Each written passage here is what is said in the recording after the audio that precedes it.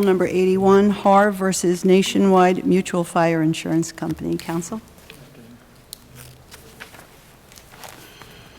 Counsel, would you like some rebuttal time? Can I take 5 and 5? 5 minutes? Yeah. Please proceed. Good afternoon, Your Honors. May it please the Court. Gregory Zimmer for the appellant, Dr. Robert D. Haarv, MD. We're here today seeking confirmation of the implied private right of action for bad faith reporting to the New York Office of Professional Medical Conduct that was recognized by the First Department back in 2003 in Foon versus Empire Blue Cross and Blue Shield. The cause of action... Counselor, that you have to meet all three prongs of the she-he test, or all three factors. I do. I think the court primarily focuses on the third factor because, needless to say, you don't want to be inconsistent with the expressed intent of the legislature with respect to enforcement. But yes, all three factors are relevant to the analysis. Well, and if we find that you fail to meet any one of those three, then you don't prevail here, correct? Well, I think that's the law. I mean, the law according to this court. So if the purpose of the section appears to be to encourage reporting broadly, doesn't the rule you're advocating with its private right of action discourage that reporting? Well, respectfully, I would disagree with the premise, and that's the premise that Nationwide has put forward throughout this. But to say that it simply encourages reporting ignores critical language in the specific section here and many other critical sections of the statute. The section here gives immunity, admittedly, for good faith reporting without malice. But all of the arguments that I've heard to say that this encourages reporting writ large completely ignore those words. And as a matter of fact, if you look at the amicus But I'm a little confused. What's your point of that? That it only encourages good faith reporting? Of course it only... But isn't that already the case because you've got common law claims that would serve as deterrents? Well, I don't think so. Well, for the moment, just called bad faith reporting. There are two answers to that. First, the analysis typically under Sheehy, and there are lower court decisions that have carried this to a greater extent than what I've seen from this court, is to look at the statute itself, not to look at collateral remedies for similar conduct. And as a matter of fact, there are cases that say, you know, if it doesn't so address... let's talk about that for a second, because before you get to the Sheehy factors even, what part of the actual statute, what statutory text are you relying on to say that it prohibits, the statute prohibits bad faith reporting? Well, without an implied right of action to give effect and meaning to the recognition in our view, that bad faith reporting with malice should be subject to civil liability, you need an implied private right of action. But that goes back to Judge Rivera's point, isn't it, that there are other ways, for example, defamation, that you could provide that? Well, I've not seen a case out of this court that said we're not going to apply a private right of action because there are other means to address similar conduct. Needless to say, a defamation action requires falsity, which is potentially an element of bad faith reporting, but certainly not coterminous with it. But isn't the qualified immunity language a recognition of these potential opportunities for a common law claim to discourage reporting? And so the legislature is making clear? Well, it certainly would apply to good faith reporters to the extent that they were brought into court on other causes of action. But I do not believe that it goes far enough to enforce the statute. And as we've demonstrated... Aren't you essentially relying on negative implication? And didn't we reject that approach, that analysis in Cruz? No, I don't think that... first of all, I don't think that is correct. This court has always looked to whether the cause of action will promote the statute and then whether it's consistent. The source of the impetus for the cause of action, I don't think has ever been the reason why a cause of action has been rejected. This court has... Let's talk a minute about consistency. How is the rule that you're proposing consistent with the general confidentiality provisions of the statutory scheme. How would this kind of claim be brought, other than in the perhaps unusual case in which the person knows the accuser?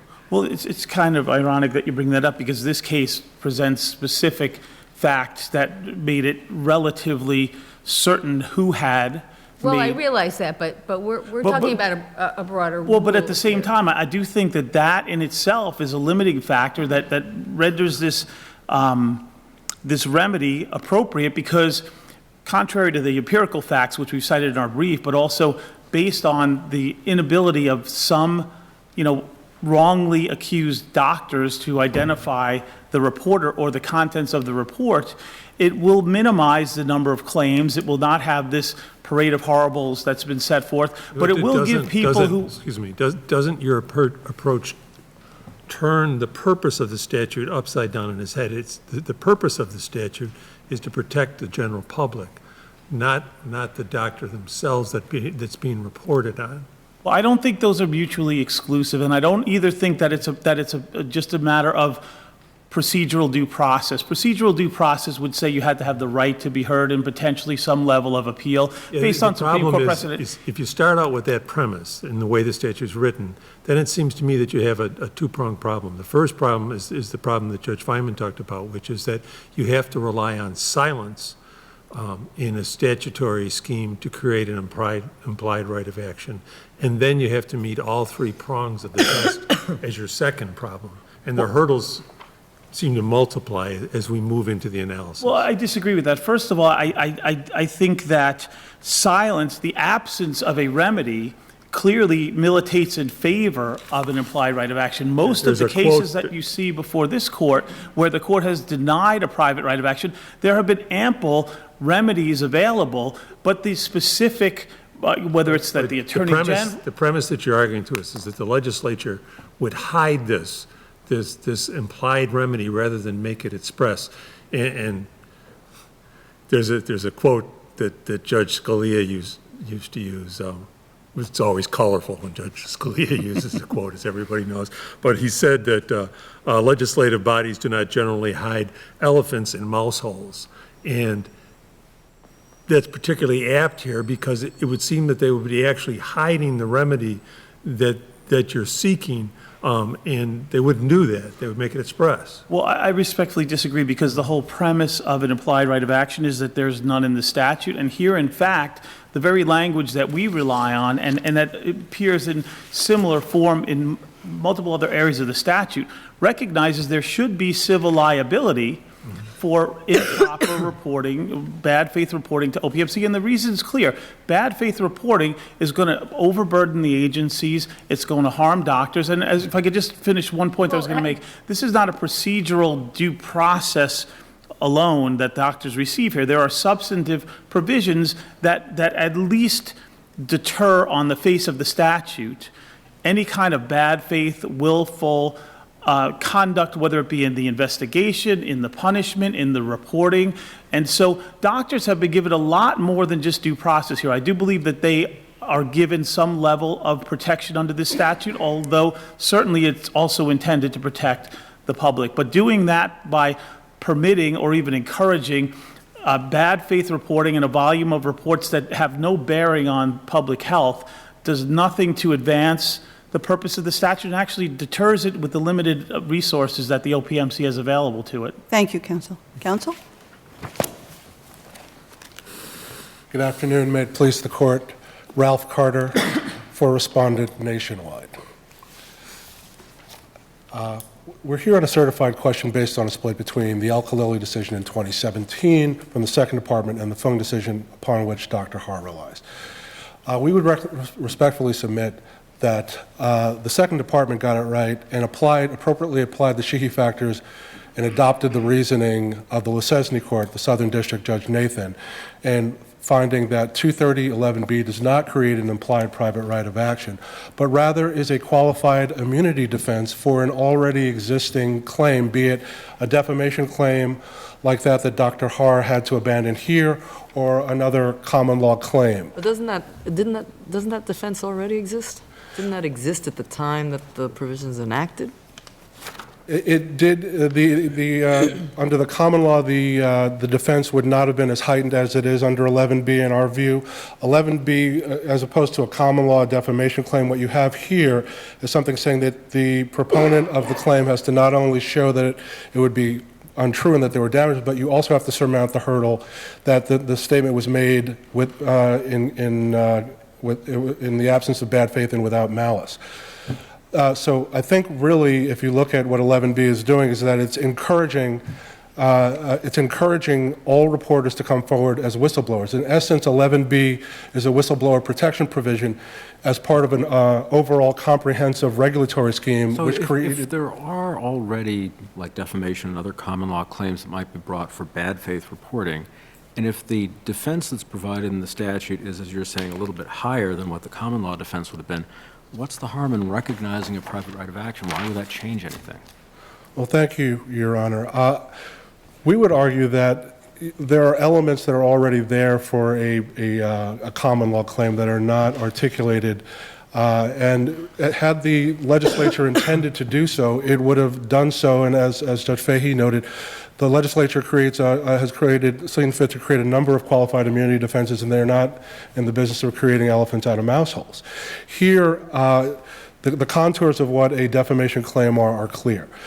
When you look in the statute as a whole, the adjacent provisions in 11A, which provide for confidentiality and inadmissibility of the contents of an OPMC report, and the contents in the context of such a claim, it's not clear how that would be consistent with the overall statutory scheme. Is there a concern about the resources of the agency to address claims which may include bad faith claims? Well, there are always those concerns, but I think here the legislature in its wisdom made that cost-benefit analysis, and it weighed that and it said we're going to err on the side of encouraging all these complaints come in for the benefit of the general public against medical misconduct. So what about the spurned spouse who makes malicious bad faith allegations in the course of, let's say, a hotly contested matrimonial, and says, you know, my wife, the doctor, is running a pill mill, and you know, is there any remedy under 230 for that? Well, no, because there's no remedy under 230 because the remedy was already there. It was the common law claims. There might be defamation or libel or whatever it is, depending on abusive process, perhaps. Can a comparison be made between this process and, say, the attorney grievance process? Exactly, Your Honor. As amici How would notes, you do that? As amici notes, it would be akin to, you know, in our grievance process here in New York. You can't, as a lawyer, bring a claim against your client if they raise some concern with the disciplinary committee. This is really, on all fours, very similar to that situation. The legislature, in creating 230, which created OPMC in the overarching regulatory scheme, saw fit to create a limited private right of action, in fact, under 230J, which is even further indicia of the fact that it knew how to create an express private right of action, rather, and it did so in a limited fashion and chose not to create an overarching claim where the OPMC would be going after whistleblowers for performing their civic duty. If we found an implied private right of action under this section, would it then affect other subdivisions of 230 that have some protection for employees of the agency and investigators and experts and other people who assist in the process? Thank you, Your Honor. Yes, that could have an unintended consequence in terms of 238, which provides that those people who are part of the investigative process, that are brought together, 2 doctors and a layperson in most instances, that they are protected as long as their investigations are reasonable and without malice. It might also have other unintended consequences as pertains to numerous other qualified immunity defenses that the state legislature has seen fit to enact. Those are all intended to encourage people, essentially deputizing the New York public as whistleblowers, to come forward and assist the state in a number of various areas. Here, to root out medical misconduct. That is the justification. It's in the justification for the statute. It was to encourage reporters to come forward and to reduce the fear of litigation attendant to them doing so. Whistleblowers, members of the public, there's no bounty provision in 230. They come forward because they believe that there may be some misconduct here. In Nationwide's instance, I neglected to note that they are also a mandatory reporter under Insurance Law 5108, and it's implementing Regulation 83. You mean they got to report under no fault? Exactly. So here they'd be whipsawed between two competing obligations, and I can't see that when you have these two interrelated structures that are intended to protect the New York public and to reduce rampant no-fault insurance fraud that is an acknowledged issue in this state. But I'm a little unclear about your point about the insurance law. I mean, isn't this back to your adversary's point that all of this is to get only good faith reporting? You're not suggesting that you report without any basis. I'm suggesting that under, thank you, I'm suggesting that under Section 230.11b, the legislature made the reasoned judgment that it is better to bring in more complaints and set up a regulatory structure within the OPMC whereby, as we noted in the 2017 annual report, only 43% of the 9,700 complaints made it past the circular file, if you will. They didn't reach the point of even warranting the initial investigative review by the body. Here, Dr. Haarv is lowering the bar for an implied private right of action even further than that. He admits that in this instance, and I understand the court is enacting a rule of law for the state, but in this particular case, he admits that not only did the OPMC proceed to an initial investigation, but that he participated in a hearing, which suggests that there was some veracity and validity, at least the OPMC viewed some validity in the claim that was, in the complaint of apparent issues under the no-fault statute in this instance.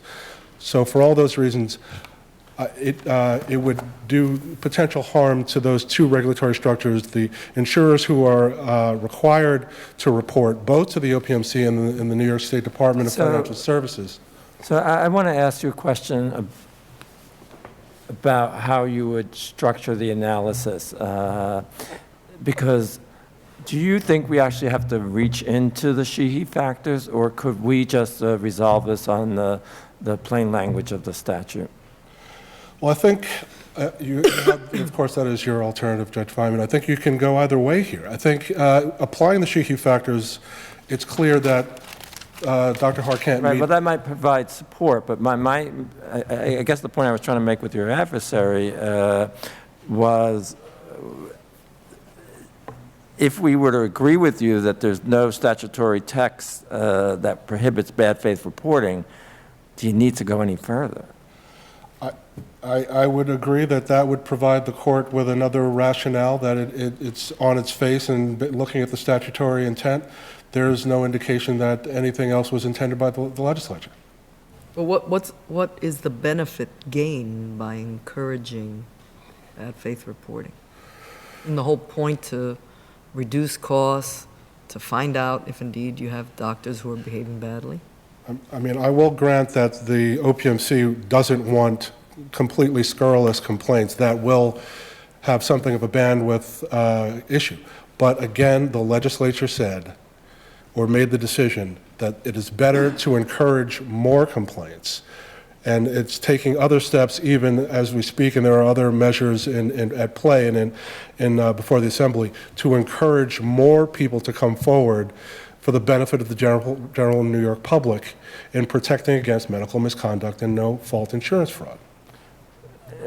There's not any evidence in this record that there is an overwhelming number of scurrilous or baseless complaints. No, the OPMC does not state that in their reports. There's no indication that they're overwhelmed with reports, but that they view it as part of their mandate to do that initial cut that, here in 2017, the most recent report, it was Well, all sorts of 57% agencies didn't make do it to that. the, You know, the yeah. civil complaint, Civilian Civil Complaint Review Board, all sorts, you know. Exactly. The Lawyer Grievance Committee, the Judicial Conduct Commission, Yes. can all just dismiss a complaint without further investigation. Exactly, and you know, not all those complaints necessarily have to be bad faith, they just might not speak to what 230 covers, right? Someone might say, you know, my doctor's not returning my phone calls, and they might say, okay, well, that's a problem, but it might not warrant further investigation by the OPMC. So what are the consequences for, let's just take a doctor for a moment, for a doctor who indeed is cheating? Let me just put it that way. What potential consequences befall them under the existing system? Under the existing system, the OPMC would undertake an analysis of that. If, again, the initial phase, it looks at the complaint, the confidential complaint, and they make the investigative body makes a determination as to whether or not it warrants further investigation. It moves up the line from there, and if it passes muster, there is a notice of hearing and a statement of charges rendered. The attorney, I'm sorry, the attorney, not the attorney, the doctor, rather, has certain due process protections, such as the ability to have a lawyer present and to participate in that. But in the event that those charges are sustained, then there may be certain penalties that flow from that, including revocation, suspensions of licensure. In certain circumstances, there are summary instances in which the OPMC will just say that there's something that's rises to the level where there has to be some sort of a summary suspension or action taken with respect to a physician or another medical licensee. So the overarching regulatory structure is there. This would thwart that structure or might result in additional litigation that would be contrary to the overall purpose of the statute and the particular purpose of the qualified immunity defense under 11B. Thank you, counsel. Thank you, Your Honors. Counsel? Counsel, what do you make of your colleague's argument regarding their status as mandated reporters? I think again, you're looking at this statewide for all reporters, but I think that completely undercuts their own argument.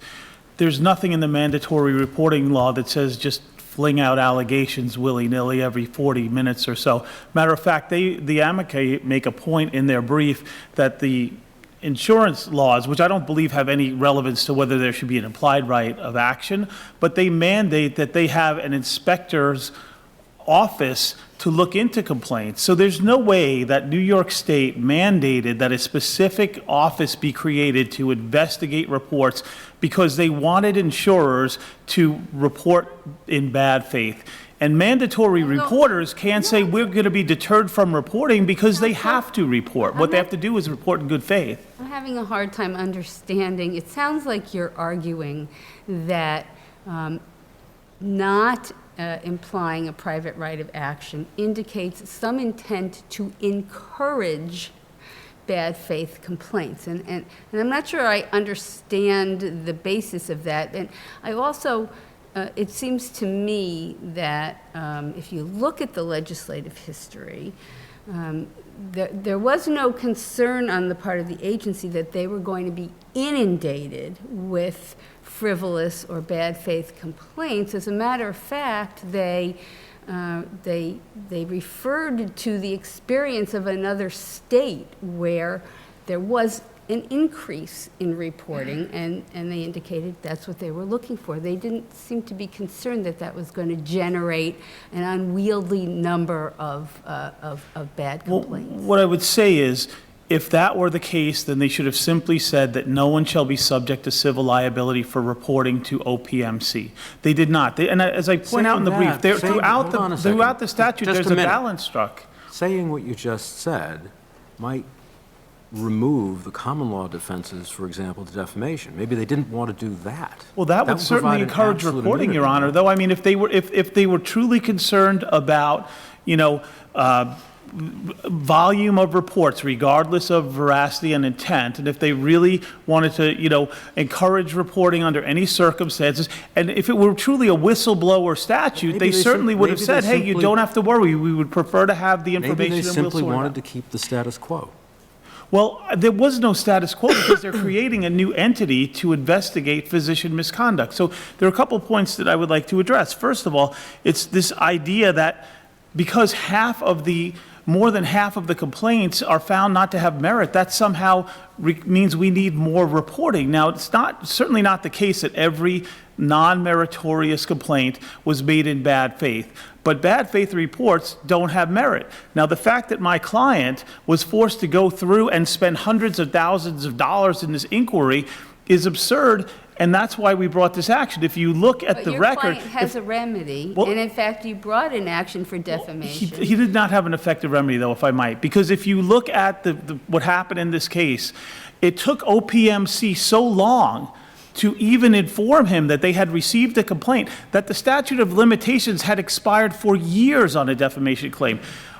Nationwide came into the district court and, notwithstanding their concern about confidentiality, submitted into evidence to dismiss the defamation claim, their complaint. And you'll see that it's approximately 4 to 6 inches of redacted text, which may or not even have been filled. My client, on the basis of that, was put through a hearing at which he proved he had done nothing wrong. So this is not a situation where there were some facts and circumstances and an investigation led to something. They put in a handful of words. We believe in bad faith. It cost my client a long time. He needed to report this to places where he had professional privileges. You're not suggesting that every time that a complaint is not deemed to be, to warrant sanctions, that indicates it's bad faith? Certainly not, but what I'm saying is if you look at the statistics that we cite and the source material that we cite, there are literally thousands and thousands and thousands of non-meritorious complaints. Anything that adds to that simply delays another year. And had my client been engaged in some misconduct, which he clearly was found not to have been, more patients would have been seen by him in the next ensuing year where these bad faith reports were being investigated. It took, they said 2012, I believe, 2016, he was given a chance to defend himself. In the meantime, everyone who had any access to that had seen his name, and he's got this against him. He had to report to places where he had privileges at hospitals. He had to report it to insurance carriers and all these things. And in the handful of instances where the doctor is able to find out who this person is and has a basis to allege, and again, you have to allege facts. It could be on information and belief, but it can't just be, I believe they're bad people. If you looked at the appendix and looked at our complaint, there are specific facts alleged. And again, this was a state court complaint initially. We didn't even amend it in federal court because we never got to that point yet.